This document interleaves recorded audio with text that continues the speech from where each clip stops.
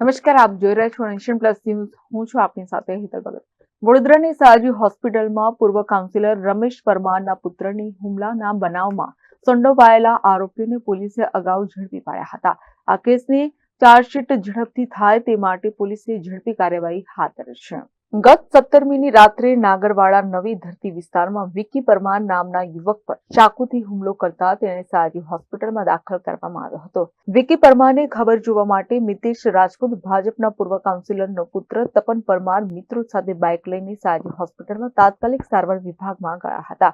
અડધો કલાક સુધી તેઓ ત્યાં ઉભા રહ્યા બાદ તેઓ કેન્ટીનમાં ચા પીવા માટે ગયા હતા. તે દરમિયાન માથાભારે બાબર પઠાણ, મહિલા તથા અન્ય હુમલાખોરો દોડી આવ્યા હતા.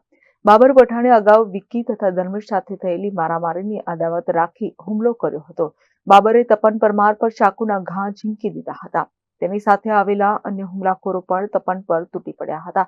હુમલાખોરોએ તેનો પીછો કરી ફરીથી હુમલો કરતા તપન ત્યાં જ ઢળી પડ્યો હતો. આ ગુનામાં અગાઉ પોલીસે મુખ્ય આરોપી બાબર પઠાણ સહિત 10ને ઝડપી પાડ્યા હતા. આ ગુનામાં સ્પેશિયલ પબ્લિક પ્રોસિક્યુટરની નિમણૂક માટે પોલીસે કાર્યવાહી શરૂ કરી દીધી છે. આ ગુનામાં હજી એફએસએલનો રિપોર્ટ બાકી છે. પોલીસ દ્વારા એફએસએલનો રિપોર્ટ આવ્યા પછી અન્ય પુરાવાઓ એકત્રિત કર્યા બાદ ચાર્જશીટ કરી દેવામાં આવશે. Bureau report, Nation Plus news, Vadodara. સમાચારોના સતત અપડેટ મેળવવા માટે અમારી નેશન પ્લસ ન્યૂઝની યુટ્યુબ ચેનલને સબસ્ક્રાઇબ કરો, બેલ આઇકન દબાવો અને જોડાયેલા રહો ફેસબુક, ઇન્સ્ટાગ્રામ અને ટ્વિટર પર.